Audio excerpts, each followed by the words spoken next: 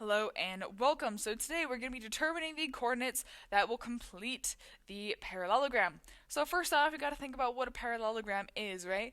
We have normally in most of the other problems we have like parallelogram A, B, C, D, where you have some point A connects to some point B, which connects to some point C, which connects to some point D. Okay, and they have to go in order where it goes from A to B to C to D. Whoops. Okay, and then D connects back to A. Okay, that is the notation for this one. So when we see point 1, 2, 3, and 4, point 3 isn't going to mystically make its way back to point 1 or anything. It's going to go back in that order. When 1 goes to 2, 2 goes to 3, 3 goes to 4, and 4 will connect back to 1. Okay, so let's plot our points, see where we're at. So I'd say, alright, well, first point is negative 1, negative 1. Right there, that is your point 1. I'm just going to label it A to kind of make it a little easier to see. Next one is negative 4, positive 1. So this is, I'm going to call that point B. I'm going to move this up here. Okay, next one we have negative 6, negative 2. So here is our point, I'm going to call that C. And now we need to figure out where is point D. Well, there's a couple of different ways this can make it true, right? If you put a point like, yeah, about there-ish, right, you'll connect it and you'll notice you'll have a parallelogram, right? Or we have another point that we could put it down here-ish, right? I'm just approximating it, right? That will more or less create another parallelogram. So how do we know where it is specifically, right? You could also put a point over there that could also complete the parallelogram, right?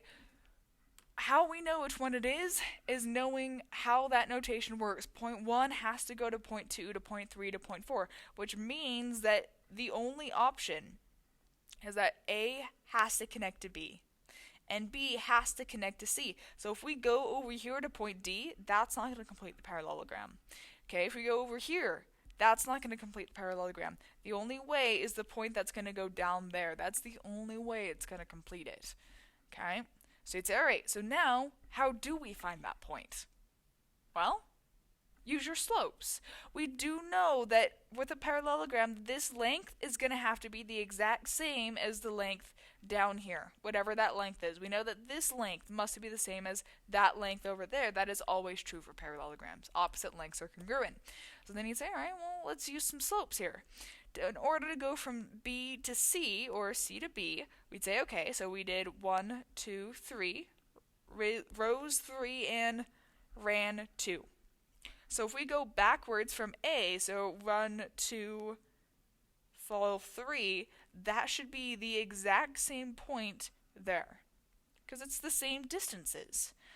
And that is your point D. That is the missing point that you need to have there. And that completes your parallelogram. So then your answer would be negative 3, negative 4. Bam, done. Okay.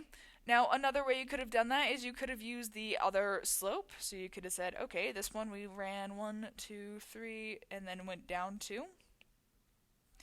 Okay, same thing here if we went over 3 and down 2. Okay, that also would have given you to the exact same point. Okay. Either way, that would be how you find your fourth point there. Just keep in mind that you have that notation. All your points must connect in order, and you're good to go. Thanks for watching.